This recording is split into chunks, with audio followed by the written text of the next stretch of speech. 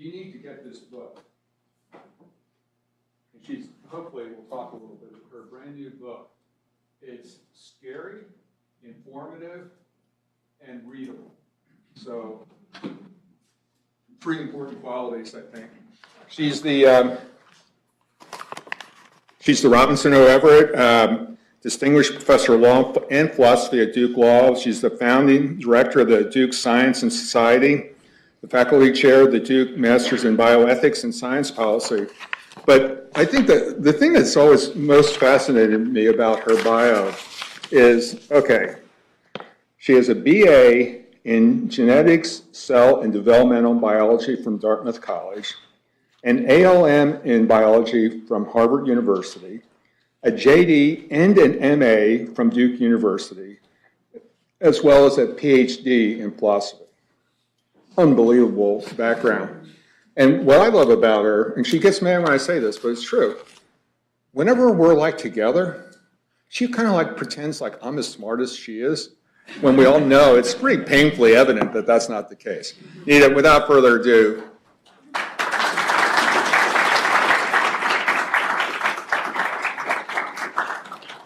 Thank you.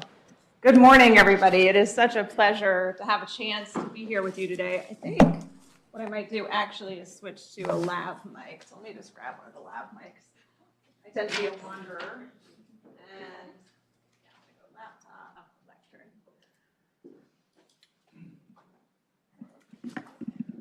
Thank you. Of course, now my computer is trying to update on me while it's been standing over here. So if you have been here in the past, which I know some of you have, Charlie's been kind enough to give me the opportunity to speak in the past about some of the work that I do, which is at the intersection of neuroscience, kind of cutting edge technologies, and what's coming. And in the past, I've often talked about building better soldiers, the kind of coming age of cognitive enhancement and brain-to-brain communication. Today, I'm going to talk about something slightly different. We'll talk a little bit about some of that stuff, but not enhancing soldiers. And I want to talk with you about the 6th domain of warfare, which has arrived, which is cognitive warfare.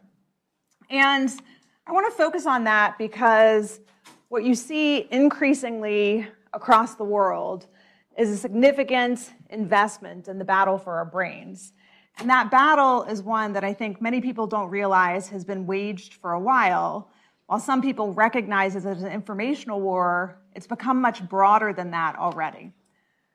From a recent NATO-funded report, the brain will be the battlefield of the 21st century. Humans are the contested domain, and future conflicts will likely occur amongst the people digitally first and physically thereafter in proximity to hubs of political and economic power.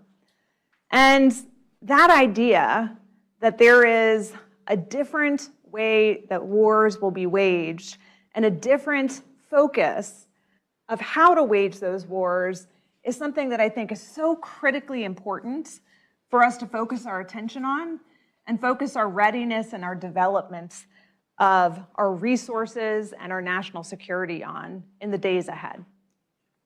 So until recently, NATO had divided the wars into 5 different operational domains, right? Air, land, sea, space.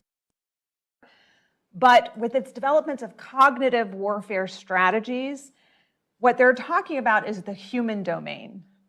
Okay? The human domain is kind of the critical domain of where wars will be fought. And the main principle of this is that cognitive warfare isn't just to gain an advantage over the enemy by controlling what he thinks, likes, or believes, but also by shaping and reshaping our representations of reality, what we understand to be real and true.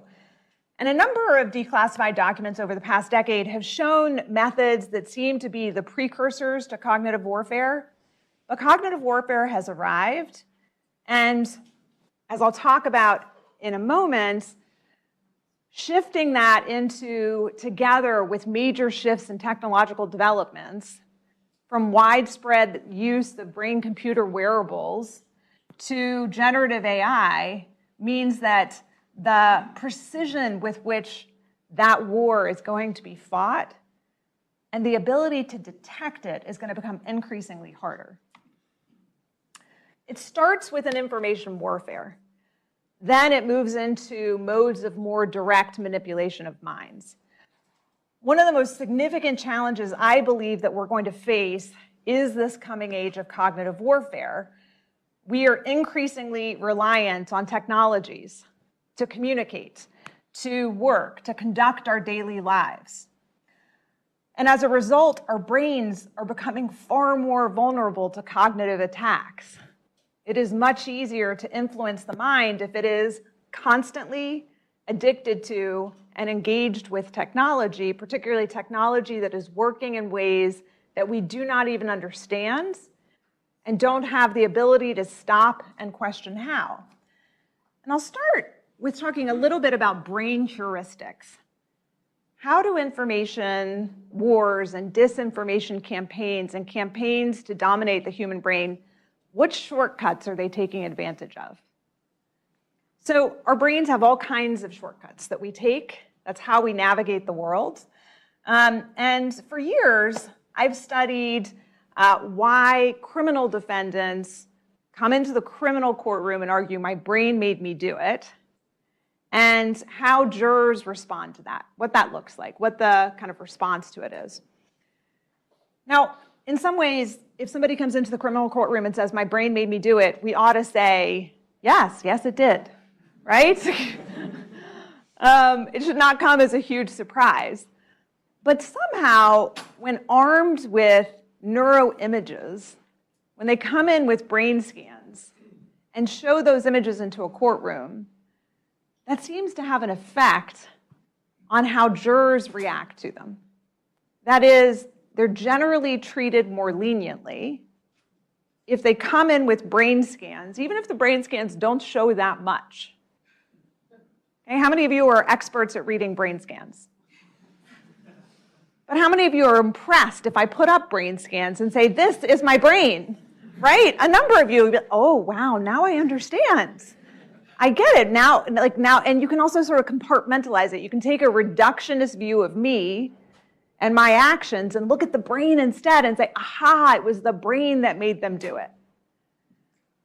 Well, there's a researcher who for years has been interested in understanding what is this seductive allure of neuroscience?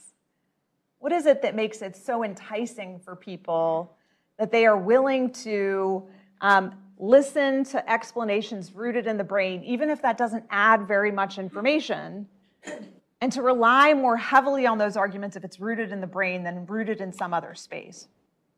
So this researcher, Dina Weisberg, who's a psychologist at the University of Pennsylvania, she wanted to find out. And so she ran a series of experiments where she tested the hypothesis that simply putting up brain scans together with arguments made people more likely to believe that the arguments are true.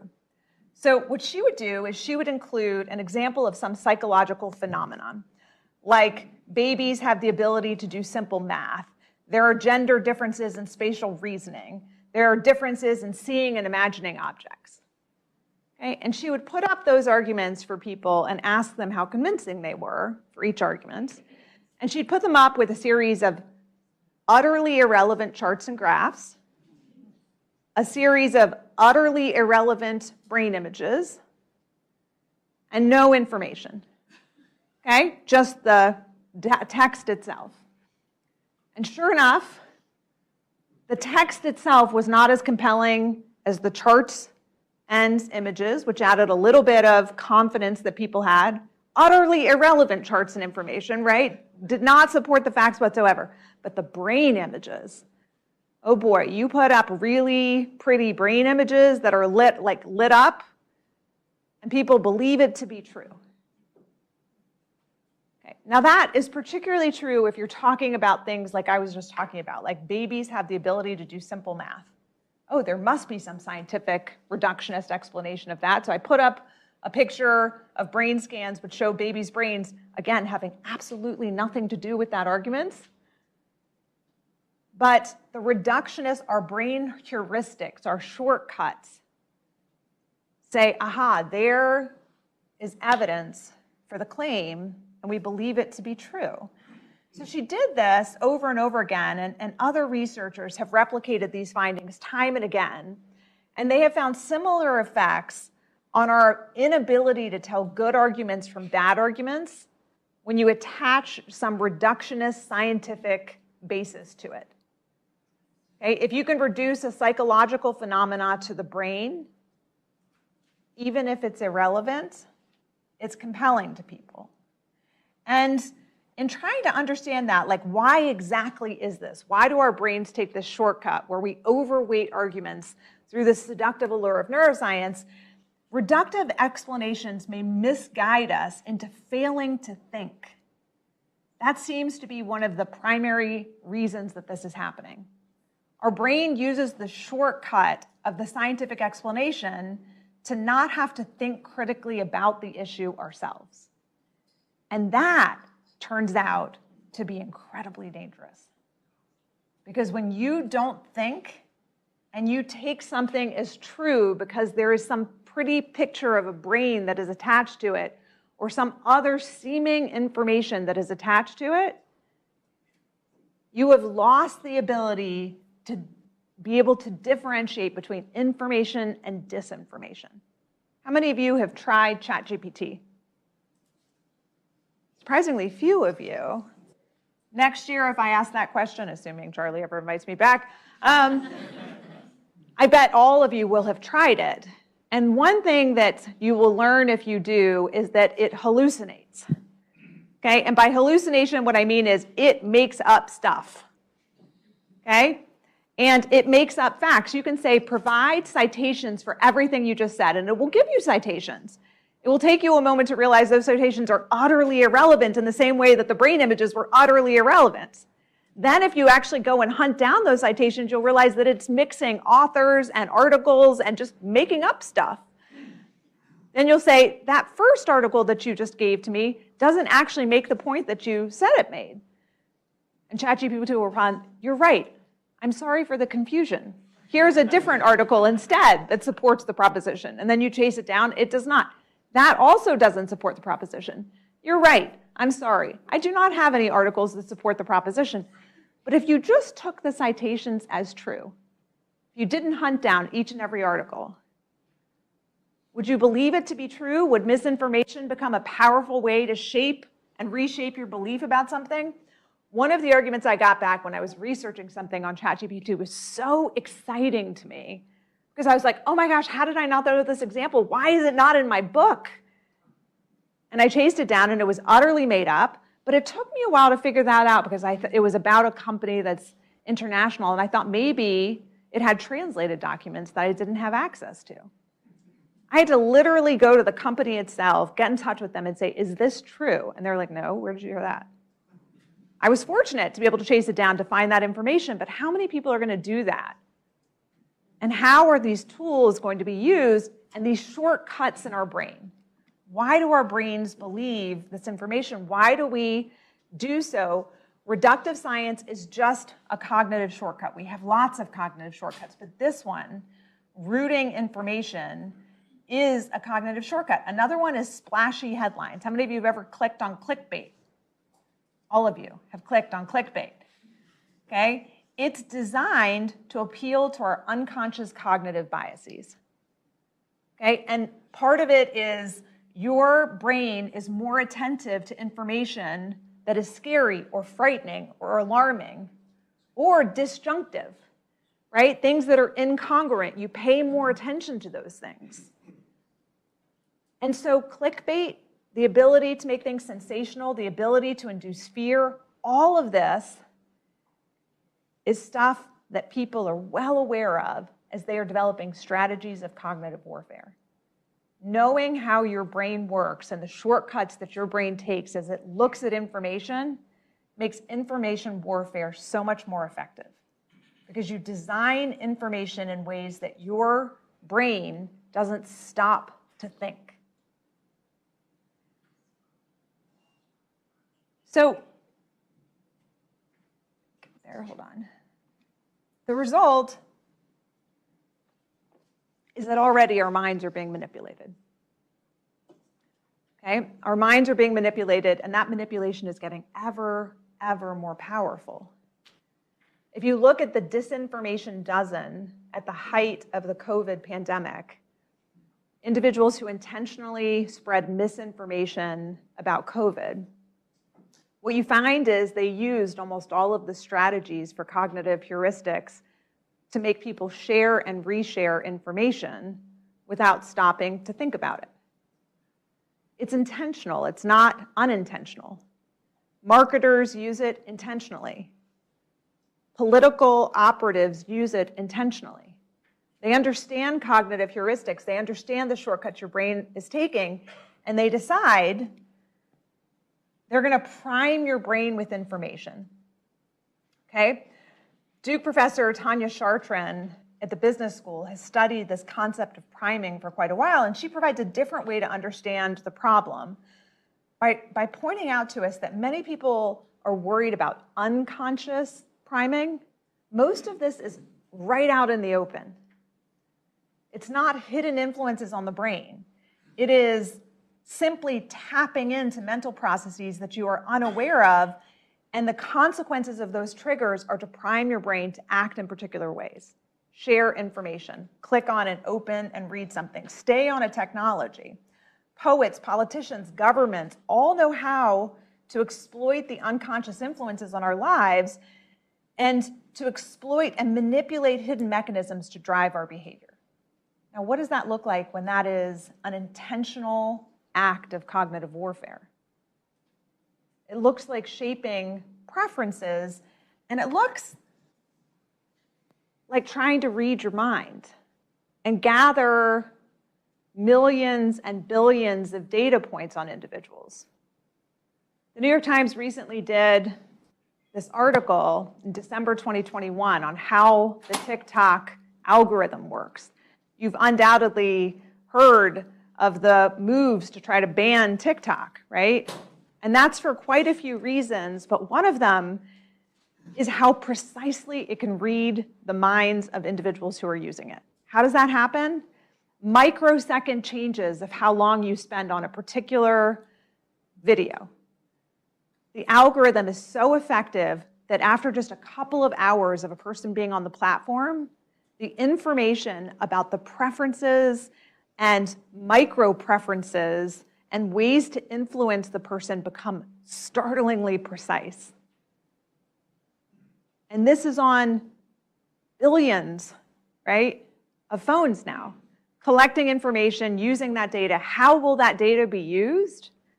How do you send out precise information to decide what goes viral, what ends up in a person's feed, what kind of information they are consuming on a daily basis, and how does that shape their preferences and views? How does that activate them in ways that could be incredibly dangerous?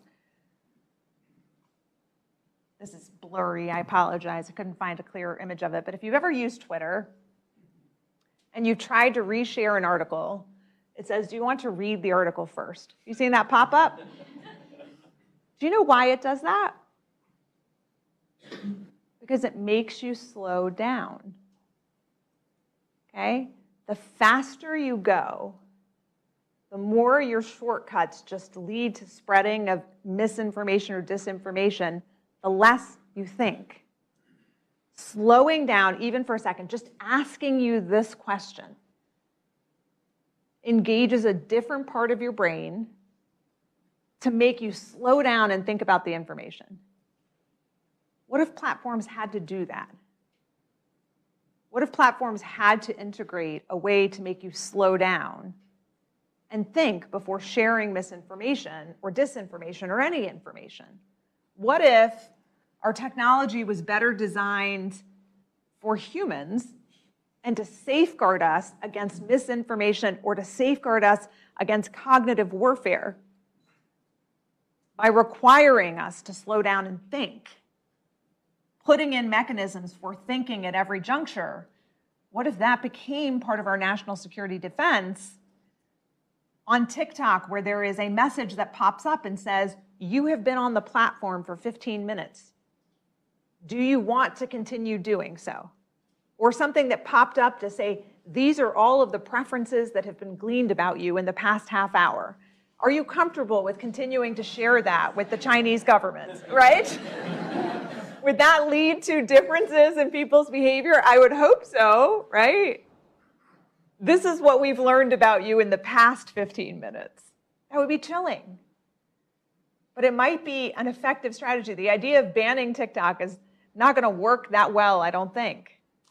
But something like that, transparency back to the user, here's what you've been targeted with over the past half hour. Here's the micro preferences that have been gleaned about you. And all of this, by the way, has just been shared with China. Do you feel good about that? Check here, right? I mean, these are things that would slow people down. Okay. You've maybe heard a lot of that, so you're not that scared. So now it's my turn to scare you a little bit, right? That's part of why Charlie invites me, is to try to scare you a little bit. Okay, remember I promised I would show you pictures of brains so that you would then walk away from my talk and be like, well, aha, brilliant, right?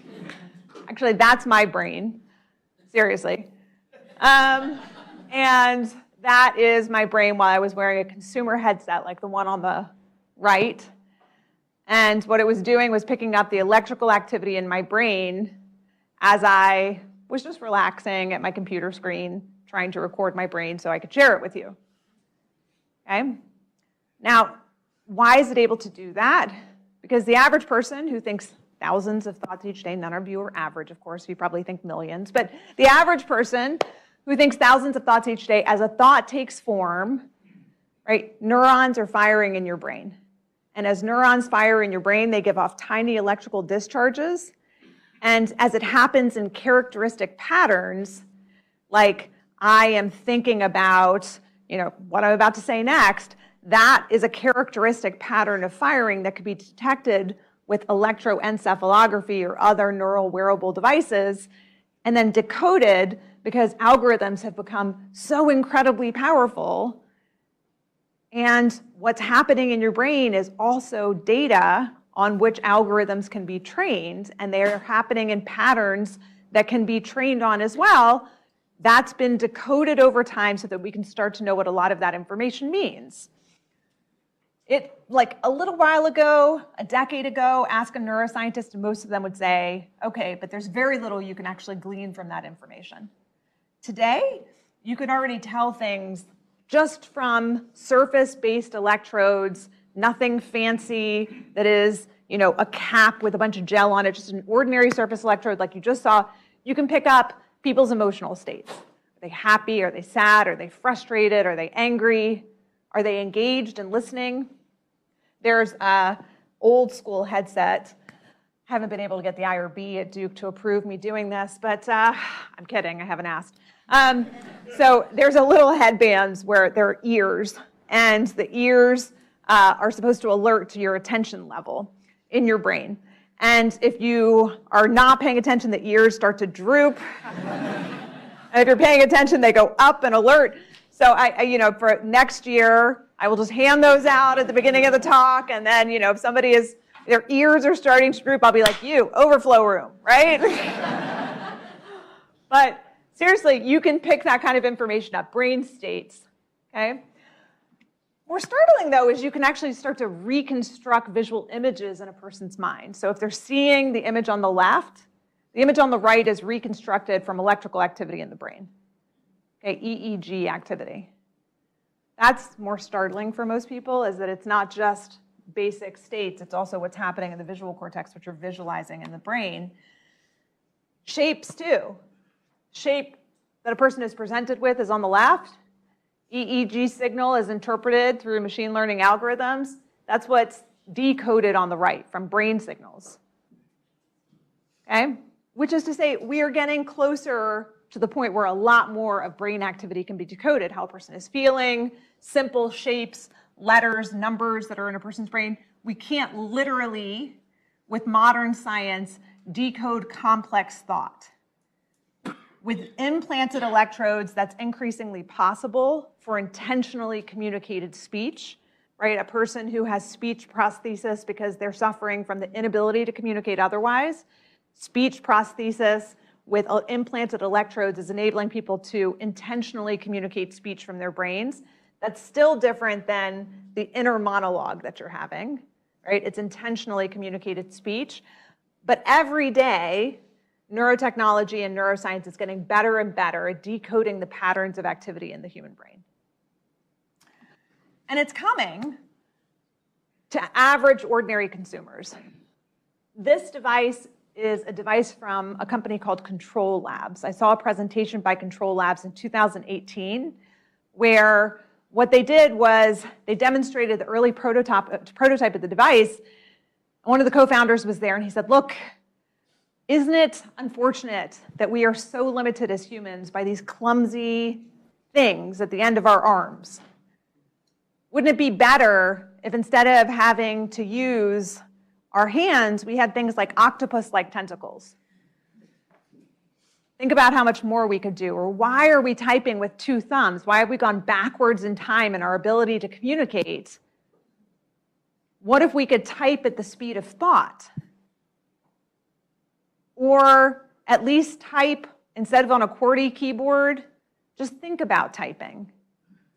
Do it on a virtual keyboard, and then just stop moving your fingers and think about communicating the words and have that decoded.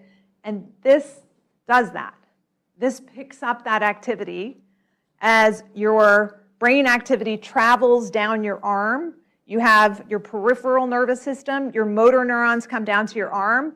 Your intention to move right here and your intention to type is data that is training devices like this one to decode it so that the patterns of motor neuron firing that occurs here can be decoded into what you would do while typing.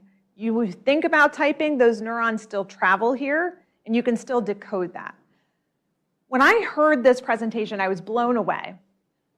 Not just because it's neat technology, but I was blown away because I'd been following consumer neurotechnology for a very long time, and most of it looked like stupid little bands across your forehead, which nobody was going to wear all day, every day.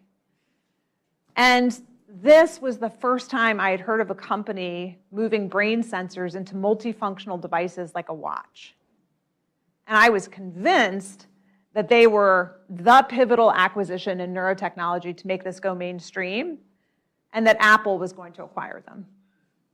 I was very surprised a year later when Facebook did instead. For an undisclosed amount, but at least we understand it to be $500 million. Since then, they have been investing substantially in making this the interface for all of the rest of our technology. Just this past May, Mark Zuckerberg demonstrated an early prototype of the device. Their intention is to integrate it with their virtual reality headset as the way in which people move within VR. But he's made quite clear that their intention is to make it the universal interface for all of the rest of our technology. Let's take a quick look at where they are with it. Oops, let's see how we get the sound. Sound.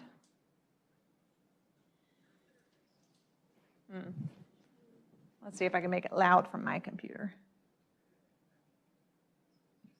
All right.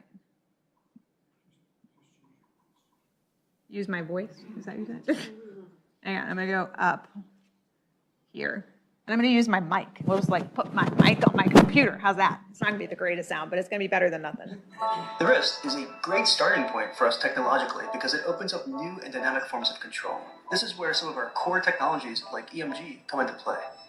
Neural interfaces, when they work right, and we still have a lot of work to go here, feel like magic. So if you send a control to your muscle saying, I want to move my finger, it starts in your brain, it goes down your spine through motor neurons, and this is an electrical signal. So you should be able to grab that electrical signal on the muscle and say, oh, okay, the user wants to move their finger. What is it like to feel like pushing a button without actually pushing it? And that could be as simple as, hey, I just want to move this cursor up or move it left. Well, normally I would do that by actually moving. But here, you're able to move that cursor left. And it's because you and a machine agreed which neurons mean left and which neurons mean right. You're in this constant conversation with the machine. this new form of control, it requires us to build an interface that adapts to you and your environment. Pretty amazing, right?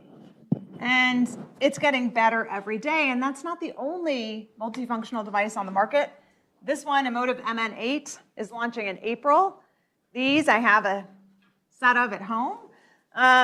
You can take your conference calls, listen to your music, do everything that you would do with ordinary earbuds, except it also tracks your brain activity in real time.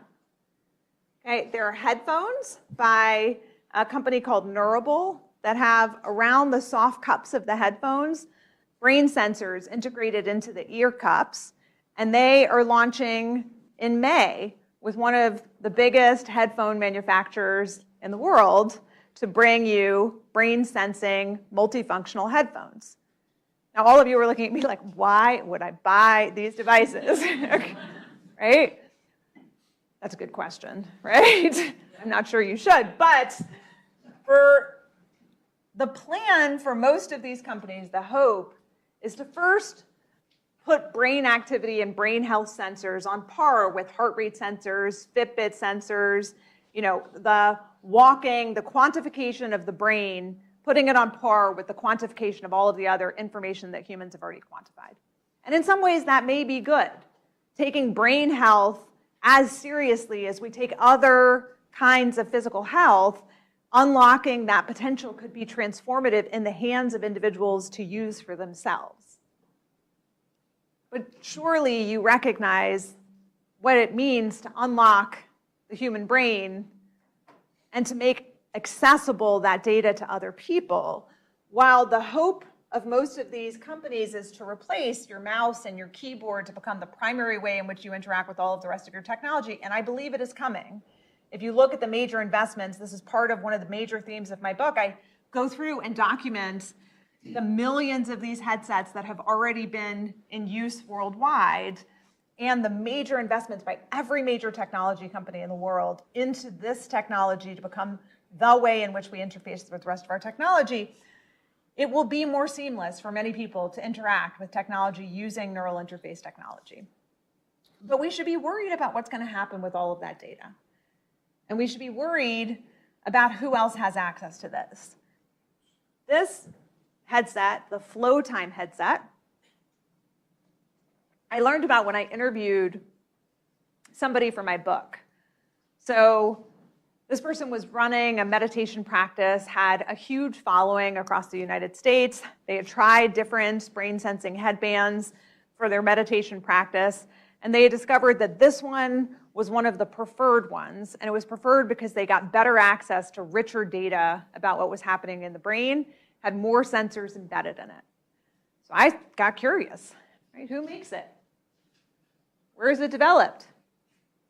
Where do you think it's made? China, yeah. It is made in China, and it's made by a company, Neurotech, and we should be particularly worried. So this popular brain wearable is made and manufactured by Hangzhou Enter Electronic Technology, Neurotech. And it's a Chinese-based company. They've accumulated millions of brain activity recordings from people worldwide, engaged in everything from mind-controlled video games to working, to sleeping, to interacting with their computer, and they collect a lot more than just brain activity data.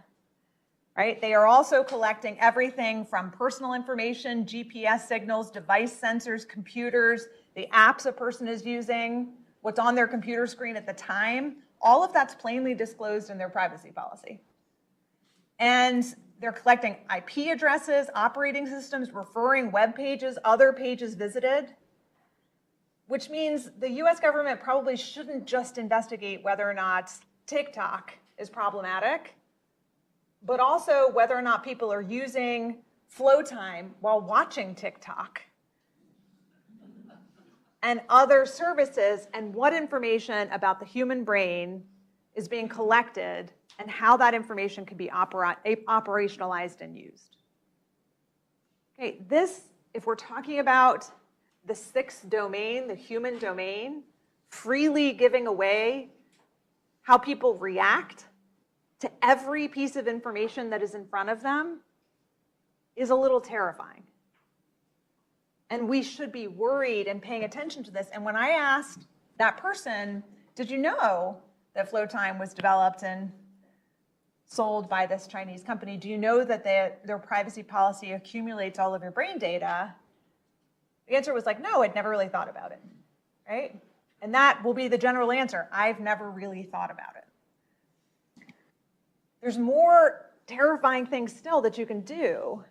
Researchers have looked at, for example, what happens when you're wearing a brain sensing headband and you're interacting on your computer and you enter your PIN number into your bank account.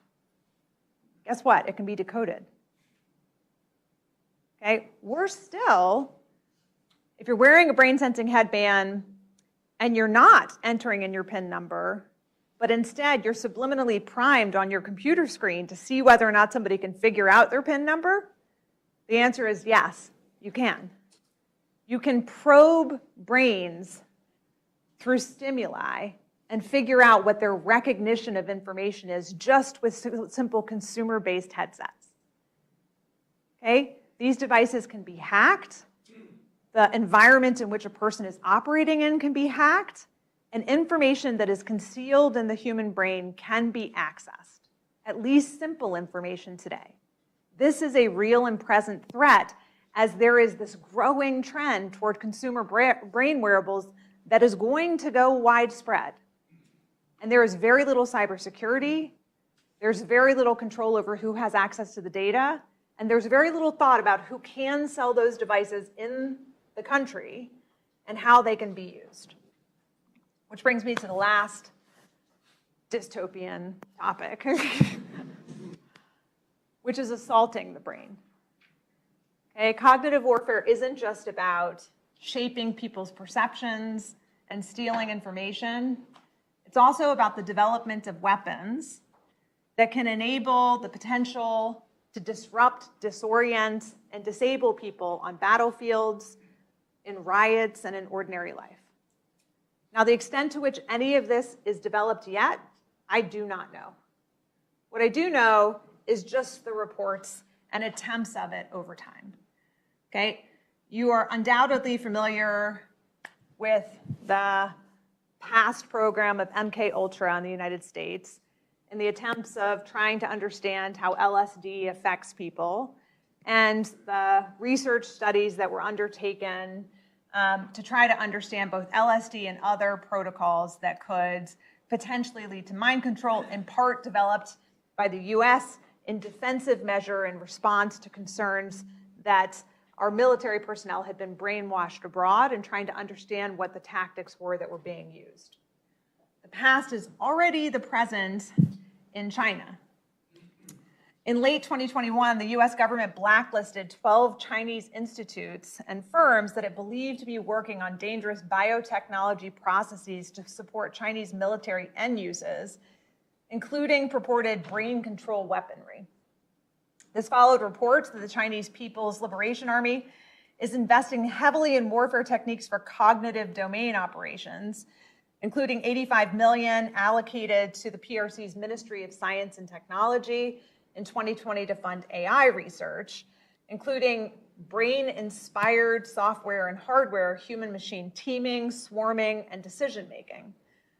A recent Pentagon report describes the growing focus by the Chinese on intelligent warfare, including intelligent swarms, for example, that are operated not just by AI, but through brain-computer interface technology by humans in response to a single command, AI-based space confrontations, and cognitive control operations. And if you look at some of the translated military reports obtained by the Washington Times, there's this continuous thread that you start to see that war has started to shift from the pursuit of destroying bodies to paralyzing and controlling the opponent's mind. Okay, what exactly does that mean? What is that going to look into? The idea in some of these is that the brain is the headquarters of the human body, and precisely targeting those headquarters is essential in the future. mind control gives fertile ground to science fiction and has forever. Some of my favorite science fiction films are about mind control. There are millions of people worldwide who believe that they are targeted individuals subject to mind control by governments, even their neighbors. Okay? I get calls from people like this all the time. That's not what I'm talking about. Okay? I'm not talking about technology that one's neighbor and one's friend has, but I am talking about an intentional development and pursuit of trying to develop electromagnetic weapons or microwave technology that could disrupt the human brain. The investigation into Havana syndrome, I think, is telling about whether and the extent to which such technology may exist. Recent claims make it plausible that the thing we fear is already here. Scores of diplomats have argued and have reported, whether they're stationed in Cuba and China starting in 2016, that they were experiencing strange mental ailments, including headaches and vertigo. When the National Academies of Science looked into this, they believed, even though they were not privy to classified documents, they came to the conclusion that they believed that there was some kind of electromagnetic weapon that was being used in targeting military personnel. The more this was researched, the more controversial it remains. Scientists and commentators have tried to find what the plausible explanations are. The US Department of State, when they turned to the National Academies, had one piece of information. Later, there were additional reports and congressional investigations that supported the same.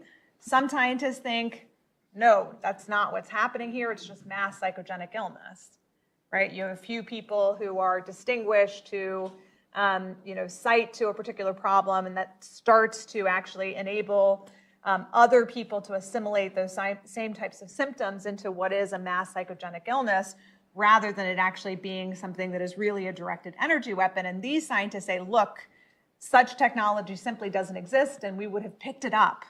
We would see the size of it that would be required. We would see on satellite and other images.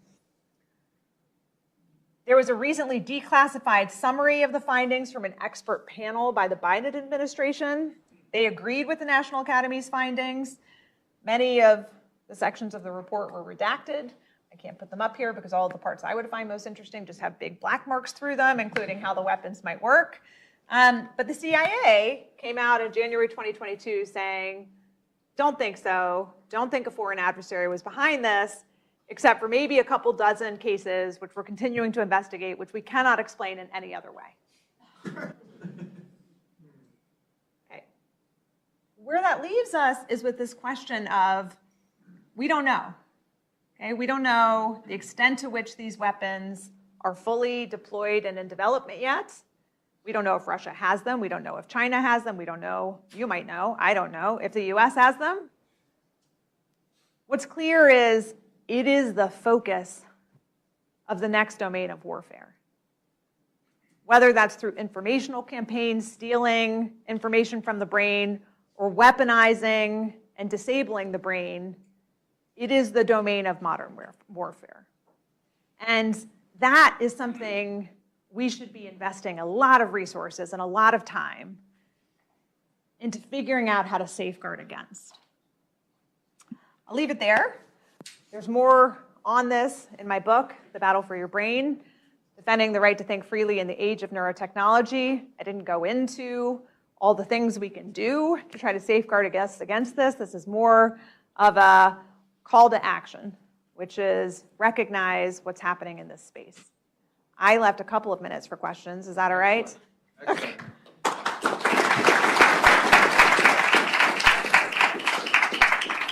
Am I right, or did I go over? Did I leave a couple minutes for questions? You have 10 minutes. Okay. So, I intentionally did that. questions, Yes. sir?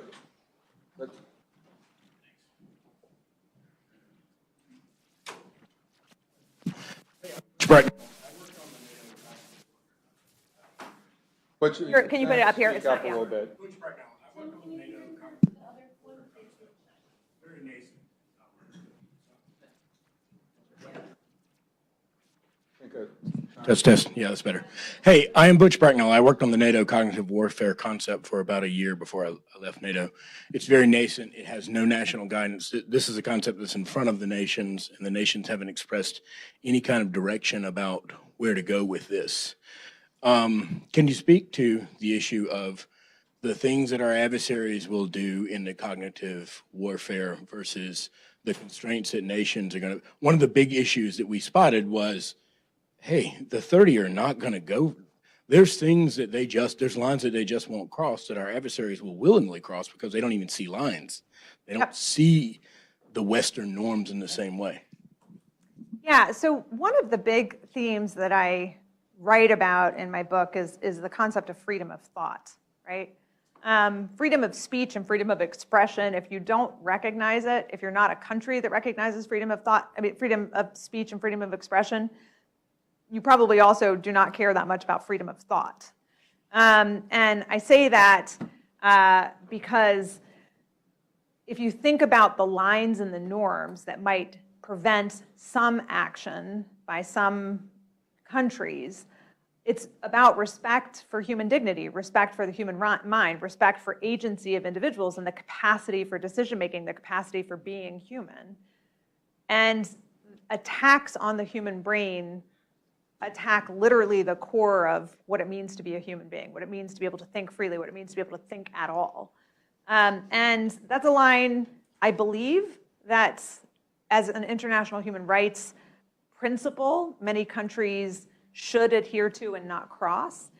But if you look at some of the forms of psychological torture that have been undertaken, where the idea is that if it doesn't cause pain, it isn't psychological torture, many of these different techniques don't involve physical pain. Now, targeting to the brain to disable it and causing headaches does. Intercepting with manipulating or changing minds maybe doesn't. I think our concepts of psychological torture at an international level and psychological harm and interference with freedom of thought are going to need to be updated to figure out where we think the lines should and shouldn't be when it comes to this new domain of warfare. And I think we should be prepared that our norms and lines here will be different than in other countries, and adversaries will have different approaches to this, and we have to be prepared for that. We have to be prepared for the targeting of the human brain that is already happening and the increased ways and more precise ways that that's going to happen over time. Nita, can I jump in with a question? Do you foresee a time, not today, but where you could have a non-cooperative subject, where you could do an interrogation where they don't say anything, yet you can get information? So that's already happening. Thank you. So I mean, already there's something called the P300 and the N400 waves in the brain. These are preconscious signals in the brain. P300 tests recognition memory in the brain. N400 tests congruence of information. So, body in lake, body in woods. That's incongruent for one, congruent for the other. You can ask a person a series of questions while they have brain scanning technology that's on them, like EEG, and test for that P300 and N400. To the extent that they're conscious of you doing so, there are ways to fight that, right? I can just intentionally think of a pink elephant the entire time, and you're going to have a hard time getting very good and accurate P300 and N400 signals, but these are pre-conscious signals. You flash an image up in a moment, and the instantaneous recognition in my brain before I'm conscious of it is what you can do. There are police worldwide, investigators worldwide, who are using P300 technology. We're investing here in the US, and other countries are investing in N400 technology to try to develop that same kind of capability. Yes? Yeah, just to respond a little bit further to this issue of interfering with Jeff, freedom of why don't you thought. introduce yourself? Oh, I'm sorry. I'm Jeff Korn. I'm a professor at Texas Tech University School of Law.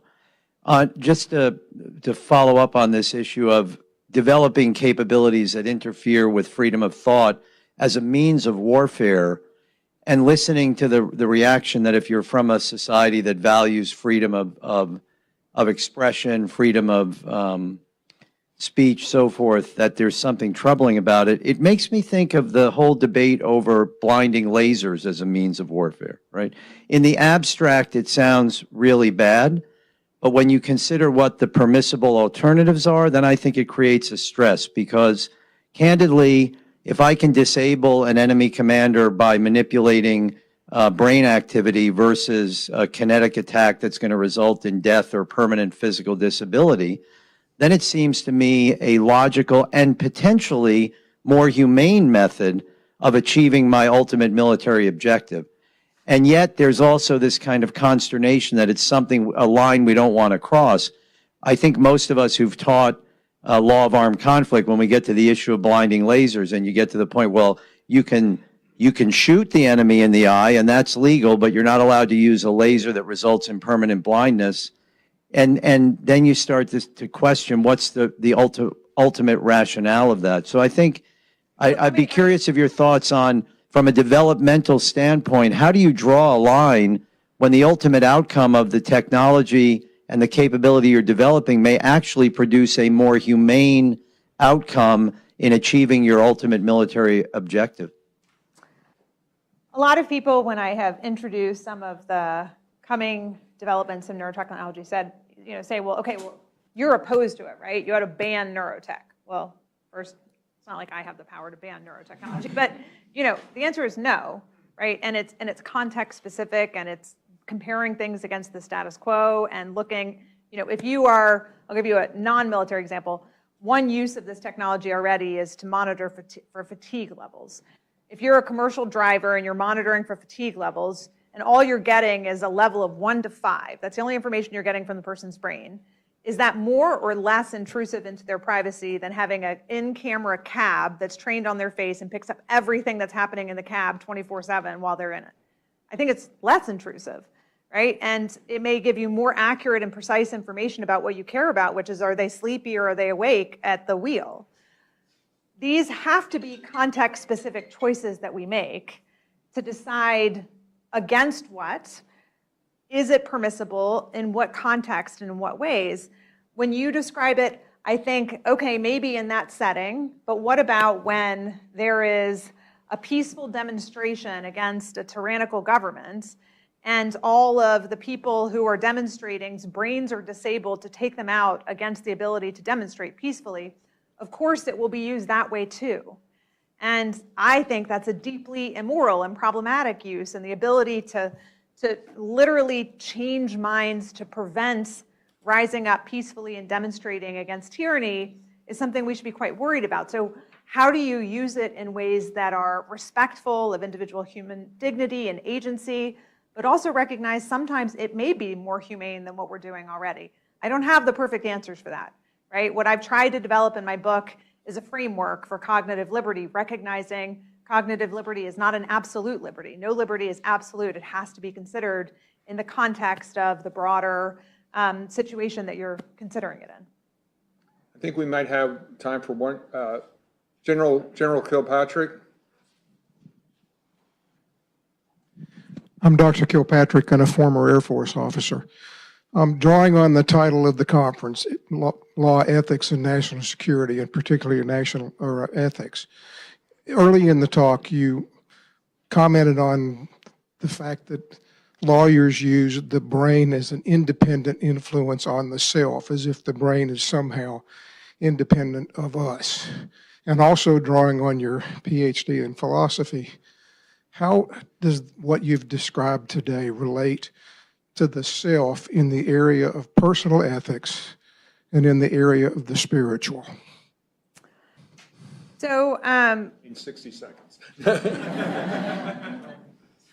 I'm teasing. what I've described are the material instantiations of the brain. That does not exclude a spiritual world. The fact that you can track brain activity and decode brain activity doesn't foreclose or say anything about whether or not there is a soul or a spirit or a metaphysical self, which cannot be tracked and quantified, even if there is material instantiations of consciousness in physical material. What happens when you die? Is there a soul that leaves the body? neuroscience doesn't answer that for us. Okay? Brain decoding doesn't answer that for us. What brain decoding does answer for us is that whatever metaphysical experience may exist, there is a physical representation of the mind, and that physical representation of the mind in the brain can be decoded. And as for the rest of it, the kind of bigger, like what does it tell us about self? I think it tells us that more and more ability to peer into oneself and know oneself is becoming possible. To test one's own assumptions about self, about preferences and desires and biases. The more you can have that reflected back at you in concrete and objective terms rather than just through self-reflection, the more iterative the process of development of self will become. Hopefully that was 60 seconds. Thank you very much.